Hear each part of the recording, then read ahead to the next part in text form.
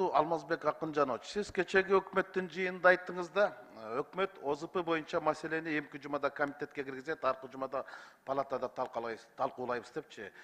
ОЗП деген сөз эки гана нерседен турат. Осень, зима деген.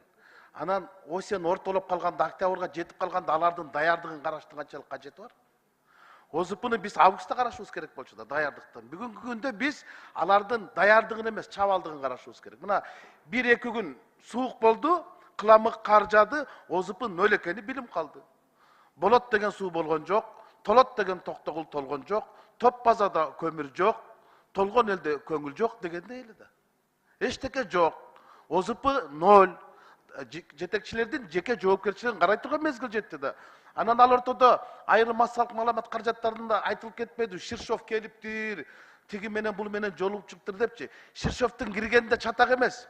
Ширшовдун схемасы киргенде, кептин бардыгы. Кеп Ширшовдун таманында эмес, кеп Ширшовдун заманында. Кеп Ширшовдун кадамында эмес, кеп Ширшовдун адамында. Мына Ширшовдун убагындай верный отключение башталды. А булар аны плановый отключение атап алышты. Ким ишенет? Азыр чүйдүн жарымтасы жок бүгүн, 7-октябрда. Мен эрте менен карадым Север электрондон. Верный отключение. Ремонт эт, ремонтту июнь, августта кылат, ОЗПга даярдыкты. Шу күзүндө кылабы, кыш түшкөндө кылабы. Өздөрү айтышып атат, биз жөн эле имитация кылып атат.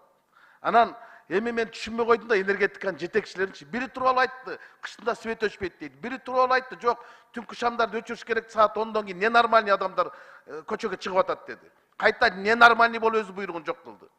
А кече министрибиз айтты, биз Тажикстандан электр энергиясын импорт кылып алып жатабыз. Бир күндө 1 миллион киловатт алып атабыз деп өз айтты. Анан кийин эле ненормальный болуп туруп тажиктердин энергетика министри айтты, биз маалыматты каткан жокпуз, биз кыргыздарга энергетика саткан жокпуз деди. Ал ортодо ажабыз айтты ол дагы ишенип.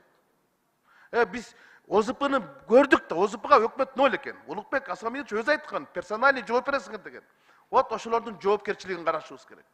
Жоопкерчиликсиз мамиле кылды. Булар кышка кам көрбөй, кадрларга кам көргөн.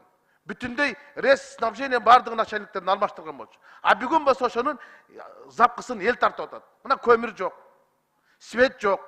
А свет жок болсо жаңырышта да суу да жок да.